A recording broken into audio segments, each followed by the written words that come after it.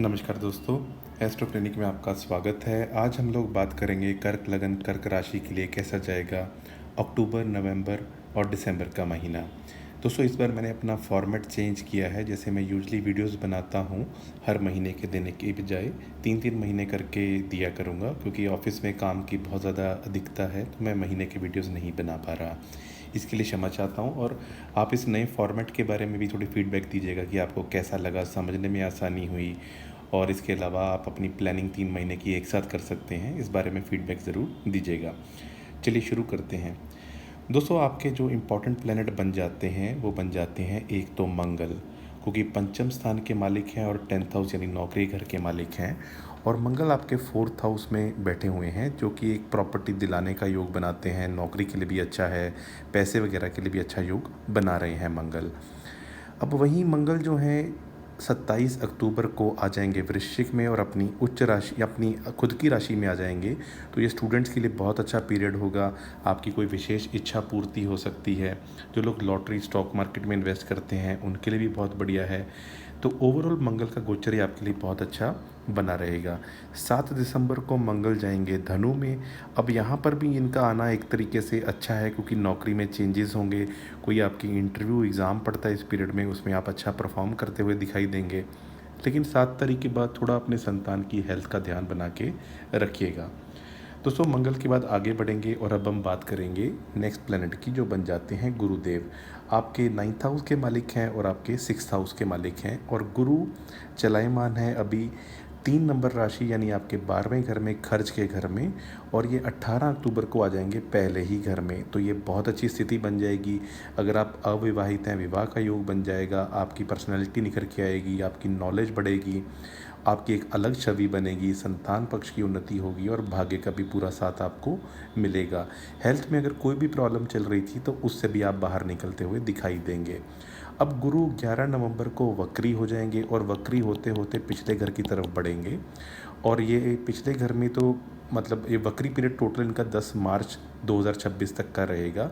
लेकिन 5 दिसंबर को ये मिथुन में वापस चले जाएंगे। तो जो भी ऐसे काम हैं जैसे विवाह रिलेटेड हो गए, या अपने ट्रैवल के हो गए काम, या संतान पक्ष के कोई काम हो गए इम्पॉर्टेंट, आप कोशिश करिएगा कि वो 5 दिसंबर से पहले पहले निपटा लें, तो आपके लिए बहुत बढ़िया रहेगा। दोस्तों, गुरु के गोचर के बाद अब हम आगे बढ़ेंगे और बात करेंगे अगले जो आपके प्लैनेट्स बनते हैं उनमें। हम ले लेते हैं सबसे पहले बुध को। बुध आपके 12वें घर के मालिक हैं और साथ में तीसरे घर के मालिक हैं। और ये तीसरे ही घर में, अपने ही घर में गोचर कर रहे हैं। और बुध देव जो हैं 2 तारीख को चले जाएंगे तुला राशि में। अब यहाँ आएंगे, एक शुभ ग्रह 4th हाउस में आता है, तो कुछ खर्चे आप घर के लिए करते हुए दिखाई देंगे। 24 अक्टूबर को ये वृश्चिक में जाएंगे। तो इस पीरियड में आपके खर्चे संतान पक्ष के ऊपर हो सकते हैं। और फिर ये वक्री हो जाएंगे 9 नवंबर को, और वक्री स्थिति में ही ये चले जाएंगे वापस से तुला में। जो चीज़ें, अगर आपने कोई घर देख रखा था, ख़रीदना चाह रहे थे, विदेश में रहते हैं, तो दोबारा से उसकी प्लानिंग बनेगी। और फिर 6 दिसंबर को दोबारा वृश्चिक में आएंगे और अल्टीमेटली 28 दिसंबर को धनु में चले जाएंगे और विपरीत राजयोग बनाएंगे। तो बुध इस कुंडली में क्योंकि 12वें घर के मालिक होते हैं तो कारक तो नहीं होते, लेकिन एक शुभ ग्रह 4th हाउस में आता है, तो हो सकता है आपका विदेश का कनेक्शन बने, विदेश में कोई घर खरीदो या घर के ऊपर कोई खर्चा करो। और अगर आप कोई लोन वगैरह लेना चाहते थे तो उसके लिए आपको प्लान करना चाहिए जब तक ये आ नहीं जाते धनु में, यानी कि दिसंबर 28 के बाद। तो इस पीरियड में आप कोई प्रॉपर्टी देख सकते हैं। फाइनलाइज करने के लिए आप थोड़ा सलाह लेके करेंगे तो ज़्यादा अच्छा रहेगा। दोस्तों, बुध के तो काफ़ी सारे गोचर हैं इस महीने, इस 3 महीनों में, लेकिन फिर भी हम आगे बढ़ते हैं और दूसरे ग्रहों को देखते हैं। अब लेते हैं शुक्र को। शुक्र आपके 11th हाउस के मालिक हैं और 4th हाउस यानी सुख भाव के और लाभ स्थान के। महीना स्टार्ट होने पे ये 2nd हाउस में बैठे हैं। जब भी 11th हाउस का कनेक्शन बनता है 2nd हाउस से, या 2nd हाउस का 11th हाउस से, तो ये धन के लिए बहुत अच्छा रहता है।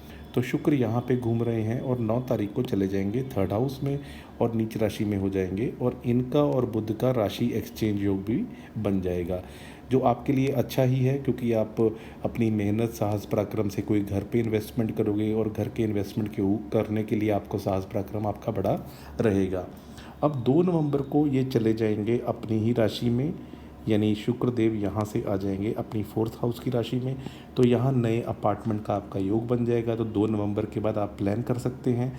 26 नवंबर से पहले पहले इस चीज़ को आप एग्जीक्यूट कर सकते हैं, क्योंकि 26 तारीख को ये आ जाएंगे वृश्चिक राशि में और फिर अल्टीमेटली धनु में जाएंगे 19 तारीख को।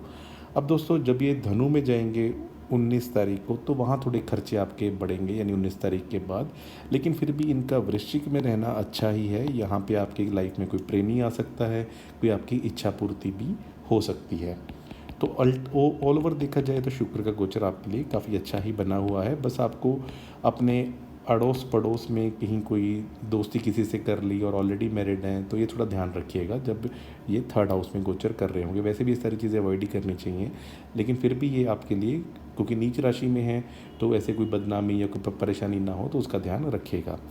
बात करते हैं सूर्यदेव की। सूर्यदेव हर महीने राशि परिवर्तन करते हैं अराउंड 15-16 तारीख को। अभी जब अक्टूबर 1 को यहाँ दिखाई दे रहे हैं और ये चले जाएंगे 17 तारीख को तुला में अपनी नीच राशि में आ जाएंगे, और इसके बाद ये जाएंगे वृश्चिक में 26 नवंबर को, और उसके बाद धनु में जाएंगे 19 दिसंबर को। तो क्योंकि ये आपके धन के घर के मालिक हैं, तो इनका गोचर तीसरे घर से अच्छा है, चौथे घर से भी अच्छा है, 5वें घर से भी अच्छा है। और सूर्य नैसर्गिक तौर पे छठे घर में होते हैं, तो सरकारी नौकरी लगना, कंपटीशन में विजय दिलाना, इस सब के योग बनाते हैं। लेकिन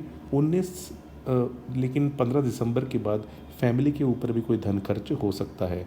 जब सूर्य अपनी नीच राशि में रहेंगे, यानी 7 नंबर राशि में, तो अपनी उच्च दृष्टि से नौकरी के भाव को देखेंगे। तो यहाँ के लिए स्थितियाँ अच्छी रहेंगी, नौकरी में आप कुछ बेटर करोगे।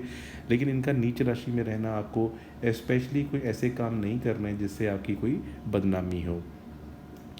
दोस्तों इसके बाद हम आगे बढ़ेंगे और बात करेंगे शनिदेव की।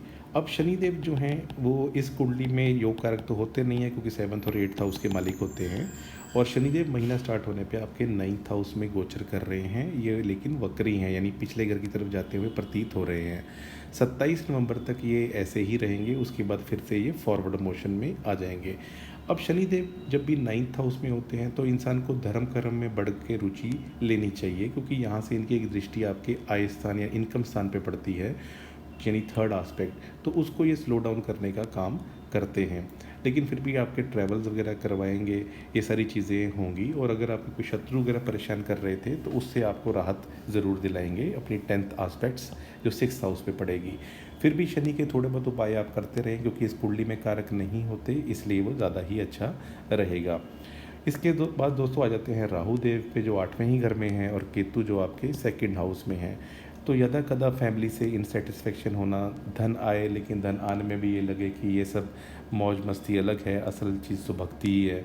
और राहु 8वें घर में होते हैं, तो कोई पाइल्स जैसी, कोई गुप्त रोग, कोई ऐसी परेशानी दे देते हैं, या कभी कभार अचानक धन का फ़ायदा या धन का लॉस भी करवाते हैं।